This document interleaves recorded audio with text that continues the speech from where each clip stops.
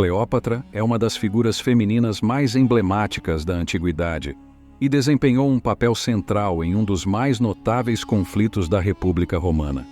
Ela reinou como rainha do Egito de 51 a 30 a.C., fazendo parte da dinastia Ptolomaica, que ascendeu ao poder após o falecimento de Alexandre o Grande.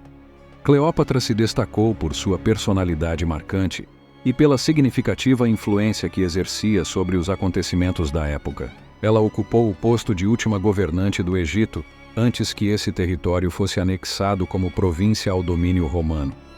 Cleópatra se destacou pela sua habilidade poliglota, sua firmeza e autonomia no governo, além de seu relacionamento amoroso com dois proeminentes protagonistas da história romana, Júlio César e Marco Antônio.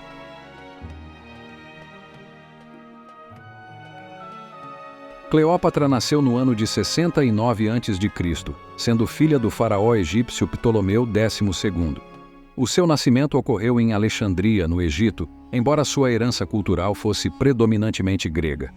Ela demonstrava um profundo apreço pelo requinte da corte e pela sua própria vaidade. Cleópatra tinha o hábito de adornar-se com joias feitas de ouro e enfeitadas com pedras preciosas, como diamantes, esmeraldas, safiras e rubis.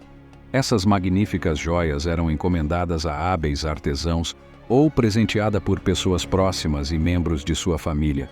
Cleópatra ocupou o trono do Egito como a última rainha da dinastia Ptolomaica, que governou o país após a conquista grega.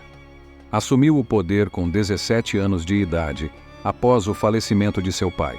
Nesse período, o Egito estava sob o domínio da dinastia Ptolomaica, a qual se estabeleceu no poder após a morte de Alexandre o Grande. O Egito havia sido conquistado por Alexandre e se tornou parte do Império Macedônico no século IV a.C.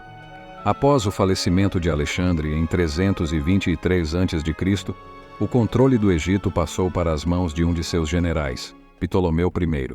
Devido à herança grega de Ptolomeu, a dinastia Ptolomaica era fortemente influenciada pela cultura grega. Assim, a língua nativa falada por Cleópatra era o grego, e sua educação seguia os padrões da cultura grega. Ela dedicou-se ao estudo da filosofia, oratória, artes e outros campos do conhecimento. Notavelmente, em contraste com outros membros da dinastia Ptolomaica, Cleópatra fez questão de aprender a língua nativa dos egípcios, demonstrando assim um interesse especial pela cultura local, embora mantivesse fluência em vários outros idiomas.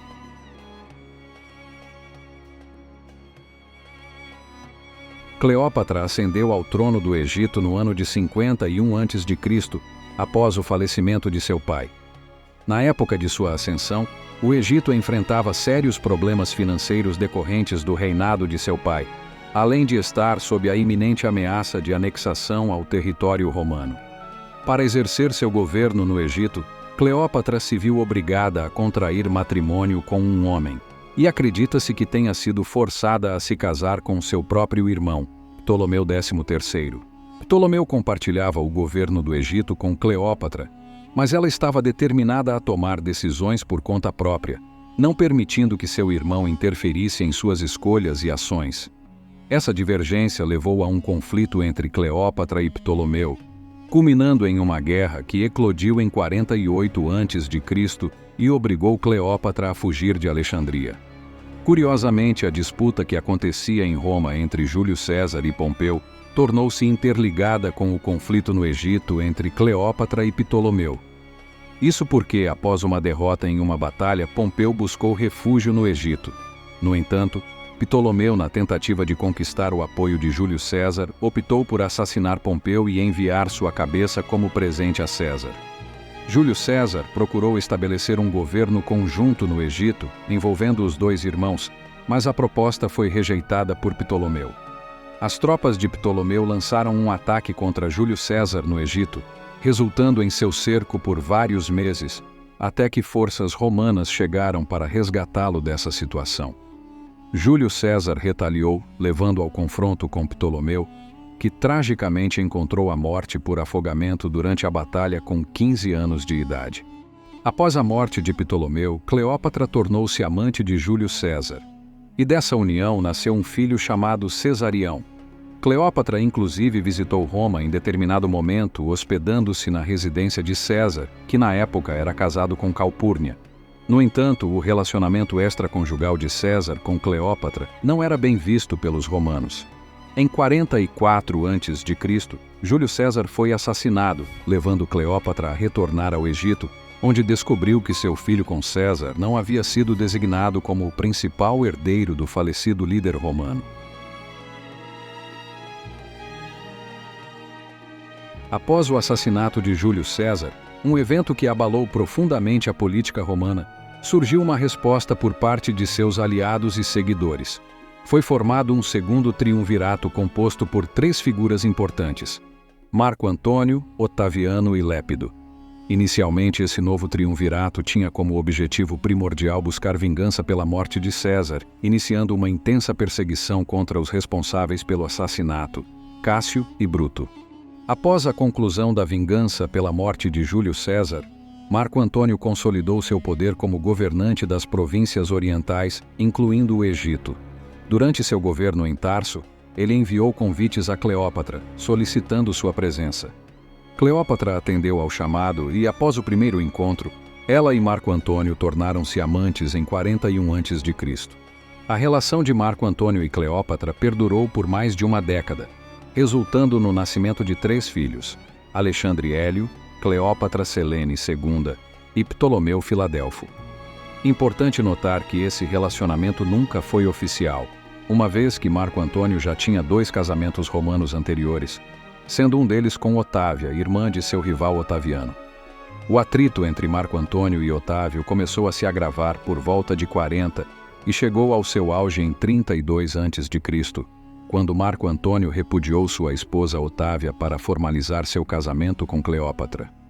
Essa ação de Marco Antônio desagradou profundamente Otávio, levando-o a usar esse motivo para obter a autorização do Senado romano para declarar guerra. O trágico desfecho desta guerra para Marco Antônio e Cleópatra ocorreu em 31 a.C., quando as forças egípcias sofreram uma derrota na Batalha de Áxio, colocando o casal em uma situação extremamente difícil.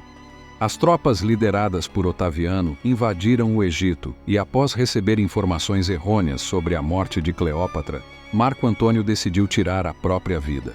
Depois da morte de Marco Antônio, Cleópatra foi capturada por Otávio. No entanto, para evitar ser levada para Roma, ela tirou a própria vida em 30 a.C. Cleópatra encontrava-se confinada em um dos quartos do palácio, onde todas as entregas eram minuciosamente inspecionadas para evitar qualquer tentativa de suicídio. No entanto, de alguma forma, ela conseguiu tirar a própria vida, introduzindo uma de suas mãos em uma compota que continha uma cobra entre as frutas. Quando os soldados romanos, sob o comando de Otaviano, adentraram o quarto da rainha, já a encontraram sem vida, vestida com seus trajes reais. Os 2 filhos gêmeos de Cleópatra desapareceram nas páginas da história.